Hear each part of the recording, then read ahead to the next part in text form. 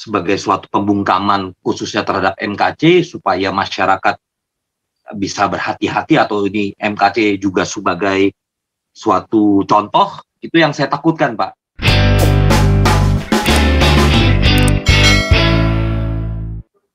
Ya, kalau saya baca, tadi saya juga udah cek juga, mengenai yang pasal 14, Pak, yang tentang hoaks atau kebohongan, itu memang bisa dibilang arahan dari jaksa, dan itu pernah dilakukan oleh Ibu Ratna Sarumpait yang waktu dia bilang dipukuli, padahal dia sebenarnya melakukan operasi plastik ya, dan tuntutan jaksa seperti itu.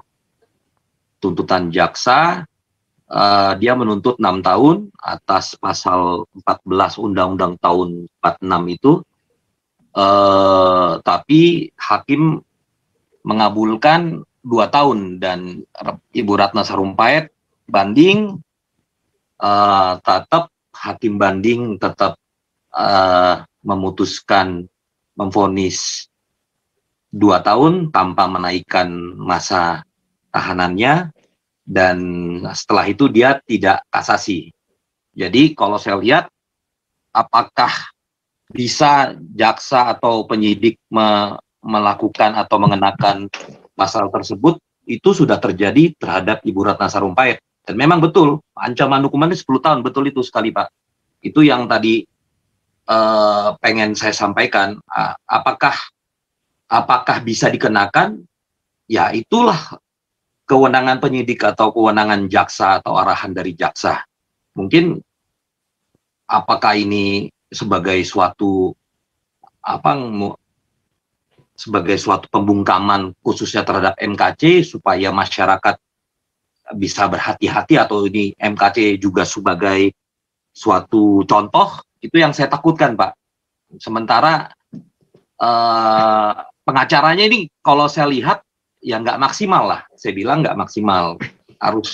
Harusnya sih ya dia protes seperti yang tadi Bang Renhat bilang, ya bisa melakukan upaya pra peradilan juga, supaya dia juga menolak pasal tersebut. Dia juga bisa mengajukan saksi-saksi yang nanti akan dipersiapkan, termasuk mempersiapkan BAP-nya, ya kan? Dia kan hadir di situ. Setiap BAP kan harusnya pengacara kan mengkawal, harusnya kan juga mendapatkan turunan. Masa sih nggak bisa mendapatkan BAP-nya? Nah, itu yang tadi saya agak kepikiran, Pak. Jadi bisa dibilang kalau nanti, jangan amit-amit ya, jangan sampai Pak MKC ini jadi momentum penggunaan pasal 14 tentang kebohongan publik tersebut. Sementara nanti hakim juga akan memutuskan maksimal. Itu yang saya takutkan sekali, Pak. Betul ya. Jadi itu tadi yang sebelum Pak Batiar bilang itu yang pernah saya sampaikan. Tetapi kan memang artinya itu lemah sekali ya. Bodoh sekali kalau dia menggunakan pasal itu kan. Artinya terlalu lemah. Tapi kenapa lawyernya nggak bergerak? Itu Pak Tito yang kemarin kita tanyakan. Kan bisa bisa menolak. Apalagi bilang BAP-nya belum di tangan. Wah, ini tambah parah lagi nih. Kasusnya udah begitu berat, dia kan bisa kasusnya. Nah, terus ada bilang P21-nya belum P21, dan dasarnya belum P21 apa? Pasal 14 dia bilang. Tapi kan tetap harus ada di pemberitahuannya itu ada tulisannya kan.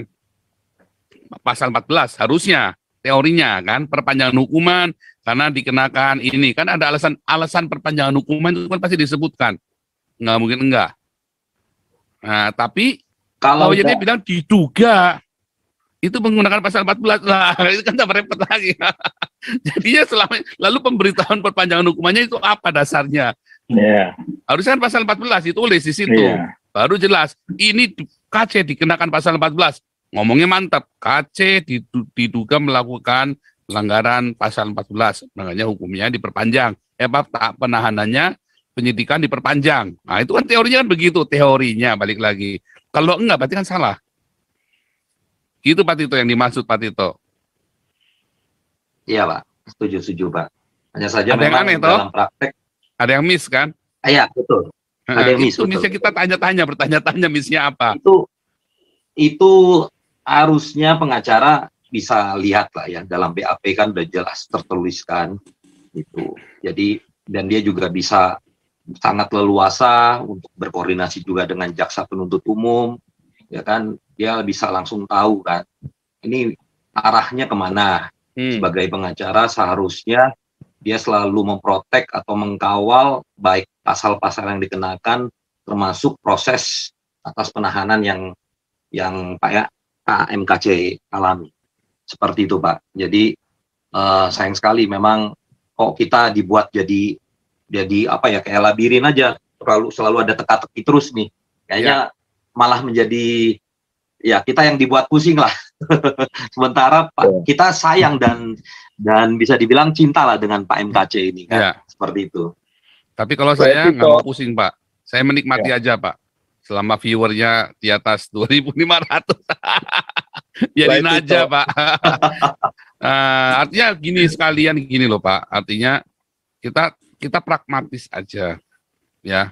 KC keluarganya nggak mau dicampurin, dia bilang ya udah, ya kita nggak urusan KC-nya, kita urus badan kita sendiri aja, ya kan. Artinya apa? Ini menjadi pembelajaran kita semua, sambil nonton, sambil kita jadi komentator bola, kan asik kan ini kan. Sambil kita jadi komentator, kita mau ngomong ini kayak mau ngomong itu kayak mau ngomong si siapa Ronaldo bijinya gede kayak mau ngomong si siapa lagi nggak ada pelornya, pokoknya kita bebas ngomong komentator kan, boleh-boleh saja, bola liar kan. Nah sambil bola liar ini kita sambil belajar, sambil ngamatin toh, sambil belajar. Kebetulan komentator ini kan orang-orangnya ahli semua, bukan orang-orang yang omong zombie kan, bukan zombie, tapi orang ada ilmunya semua, orangnya jelas nampak, ya kan, orangnya fotonya ada, gambarnya ada, videonya ada, semuanya jelas. Nah, jadi masyarakat bisa belajar.